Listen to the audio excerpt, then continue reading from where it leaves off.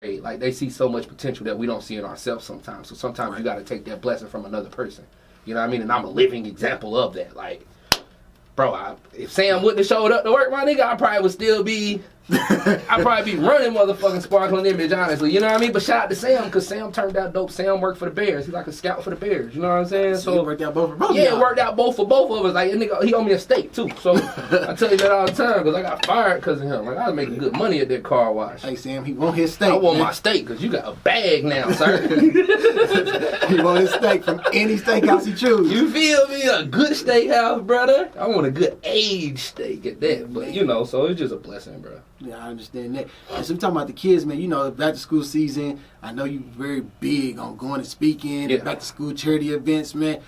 How was that for you this season? Because like I said, you know, I was talking to you and I was in the middle of one and you was getting ready to go to one. I mean, how does that, man? Because when I did, this is my first one. Right. Shout out to Angel Bumpus. Like, bro, she was like, you want to do it? And I was like, what am I supposed to do? You know what I'm saying? Like, do I come hand out the stuff? Do I go buy backpacks and fill it up? I didn't know. So I got up Saturday morning like, all right, shit, I'm just going to go to Walmart. And I'm literally in there, I'm seeing people with their notes out like, this is what teacher wants. I was like, man, grab shit. Just grab stuff. And then I got there, and it was like, dang, all right, cool. Set up. And I stood there. I'm like, man, this feel good. And then it's like, she texted me, and it was hot. So I left after an hour. She was like, man, I appreciate you. She was like, man, all the stuff, all the school supplies was given out, clothes was given out. She said 56 families came through here. We got a list of it. I was like, dang, I was thinking maybe like 10 families gonna come, but it's a start for my name and my brand. Right. So for somebody like you, how does that make you feel when you constantly get asked to come do charity events like that? It's dope because, again, like, it's a good look for my brand. Like, bro, I grew up on 18th and Dexter. Like, I wasn't always in the greatest situations. Like, you know what I mean? Like I say, my pops, he was in a great situation playing with the music, but there wasn't a lot of music into that. I mean, money into that. And my mom's always kept a great job, and she always kept us fed. So for me to be able to give back, bro, like, that probably means more to me than anything I ever do. It means more than getting on this microphone, because if I didn't go through it, one of my family members probably went through it, and I was right there with them. So I know how much those give backs mean. I know how much them free backpacks mean, them free haircuts mean. You see what I'm saying? So I like, bro, that probably mean more to me than anything. Like, bro, upstairs right now, I got over 50 pair of shoes that I'm taking to give to IPS's Kids Closet tomorrow.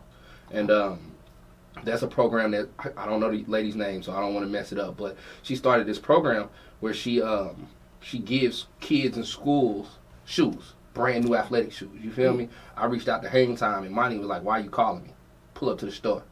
And when I went to the store, this man gave me 50 boxes of Jordans and Nikes. Like, not the $30 Nikes, like Huaraches and Air Force Ones and, like, real Jordans, not Team Jumpman Jordans, like real fucking Jordans. You feel me? So to be able to do that, like, bruh, like, I don't care about nothing else. But to be able to make sure a kid got a pair of shoes, or they got all the supplies they need, you know what I mean? Their mom ain't got to, like, oh, I got 3 kids, how am I going to get this? And I know I can be a tool to help. Bro, that means the world to me, because, again, I grew up with that. Like I said, it might not have been me directly, but it could have been somebody around me, bro. Like, I remember going to Christmas toy giveaways, not because I had to, but because some of my family had to, and we going with them getting toys, and we like, we don't really need this, but all right, shut up. Right.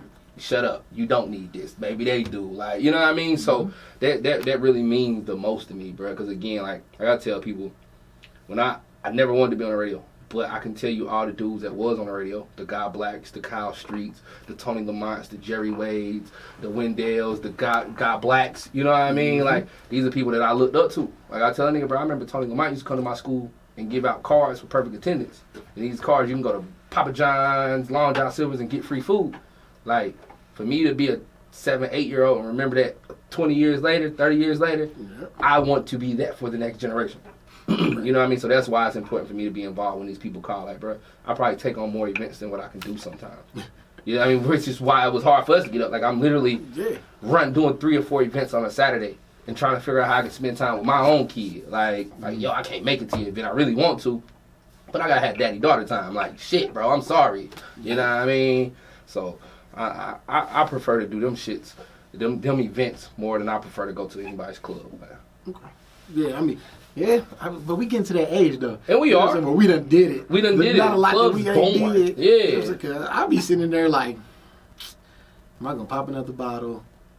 No, just to let me leave. And man, you said, bro, I don't drink.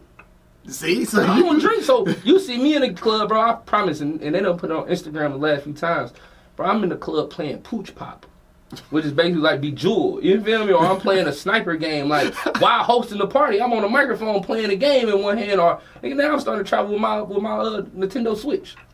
Bro, shit bored. You know what I mean? Shit bored. Everybody's standing there on social media anyway, so, man, it's boring.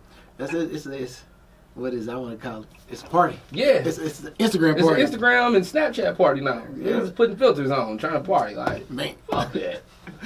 But so, man, like you said, you've been doing this for a while. You got blessed into it. Shout out to the big sis for pushing you to it.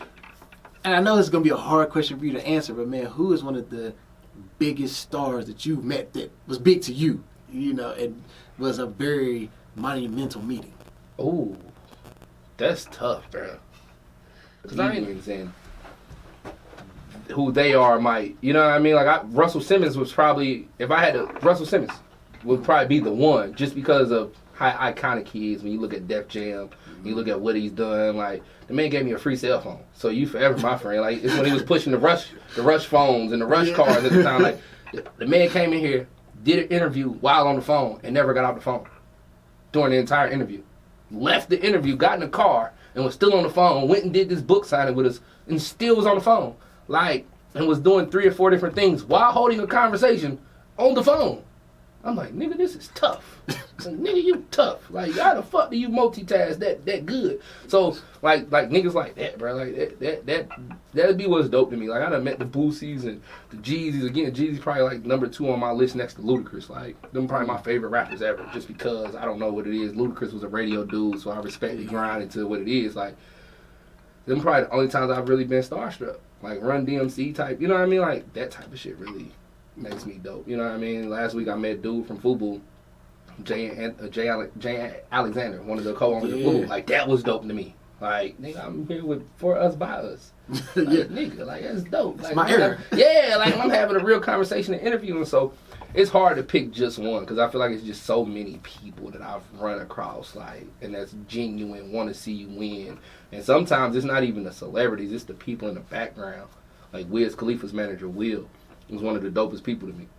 Like, every time we see each other and I remind him who I am, like, he's like, oh yeah, you don't gotta tell me your name, I know who you are. You need something, you good, you need a pass, you need tickets, you coming here, like, woo woo, I got you. Like, that shit be dope to me, because, you know what I mean, you're on so much of a different level. Or to get a phone call from somebody from Clutch Sports, because I know one of they clients is an Indianapolis kid and they want me to help with the basketball league. Like, whoever thought that Chris Paul and LeBron's fucking agency would ever call me like, hey, can you help with this camp we putting on? Hell yeah, what y'all want? You know what I'm saying? Like, that really be adding up to me. So, you know, that'd be the dope part. Okay. So, you know, if there's one thing that you could tell kids, and you know, like you kind of told them your story, but if there's one thing you can tell them that you want them to just keep locked in their mind, what would that be? Listen to your parents. Like, flat out.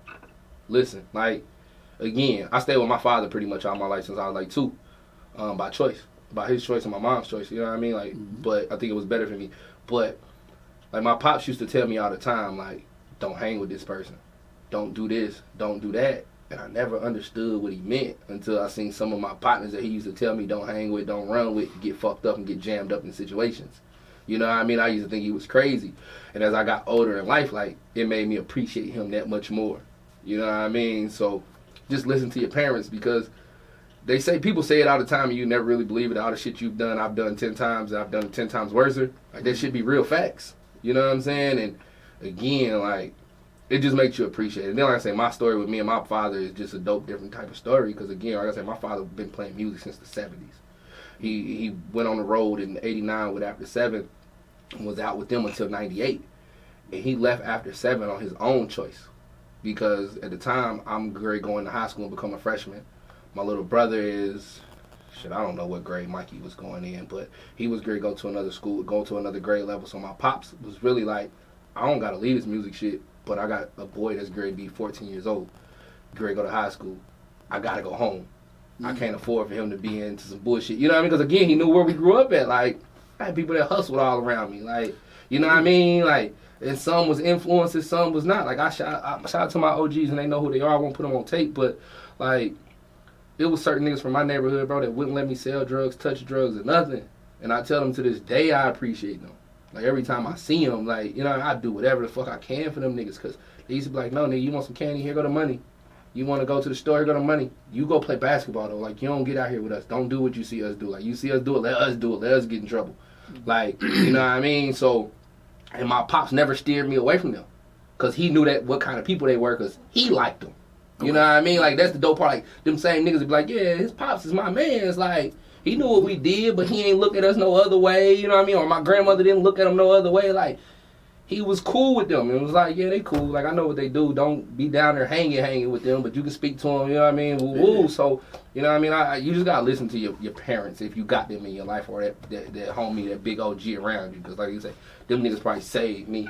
You know what I mean? Like, just to be honest, like, and there's certain niggas that might see this interview or share this interview, and them niggas will see this, like, and they'll be like, he telling the truth. Like, we didn't let that nigga do that. We wouldn't let that nigga do that on the strength of his dad or his uncle or his grandmother. Like, he couldn't come out with us. He couldn't shoot dice with us. He couldn't hang right here while we was smoking weed. Like, we wasn't, anybody else maybe, but him, nah. His little brother, nah. Like, it was a different respect level. So, you know what I mean? I think that's just what made me dope. Like, me and my pops' relation, and how he really wasn't sugarcoating and was telling me, like, no, nigga, and I'm quitting the road because of you and your brother. Like, fuck this music shit. I'll come home and drive buses.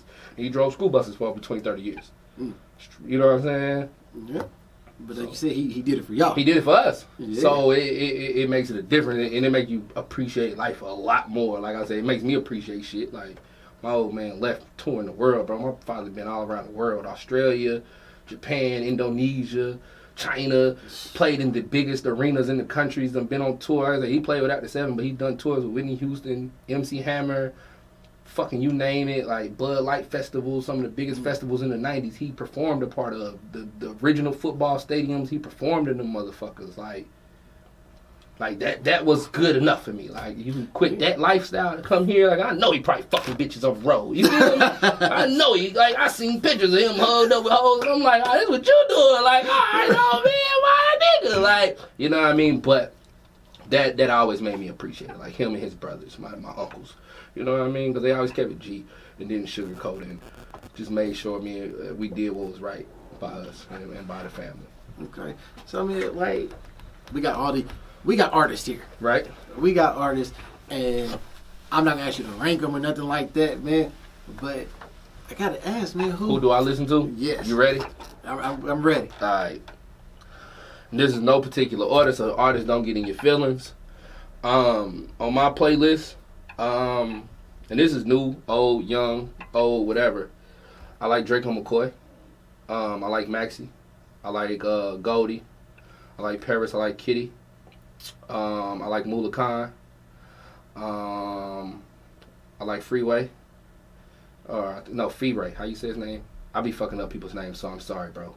Rusty and the Mud Kids, one of my favorite groups of all time. Trilogy, Lil Nut, Lil E, Pootie, Debo, Mikey. I just like a little bit of everything. Like, I'm not set. Like, I like Faisal, like when he was rapping, you know what I mean? Like, R&B wise, I like Leamber. Allison Victoria, I think is her name. She's fucking dope. We just heard about her from another She's fucking artist. amazing, bro. Lorraine, like L'Oreal. I forget how she say her name sometimes. I be in my own world, so. But, like, she's probably got one of the greatest voices in this motherfucking city, period, bro. She's so cold, like, so cold. So, you know, like I say, my playlist jumps all over, from the trap to the weird niggas to, you know, like, Poindexter's probably one of my favorite artists. Like, he's got a presence, though. Yeah, his presence is amazing. Like, I did an interview with him years ago, and I called him. I'm like, bro, the music is so weird. Like, niggas got mad. I'm just like, I'm sorry. It's truth. Like, bro, and it's not even the music is weird. It's just when you see him perform, that little nigga be on all over the stage doing backflips and turns. So I'm just like, that's so weird to me to see a rap artist do that. But the shit's dope, you know what I'm saying? Yeah. So, like, he's probably one of my favorite. Tragic is another artist that I like very much.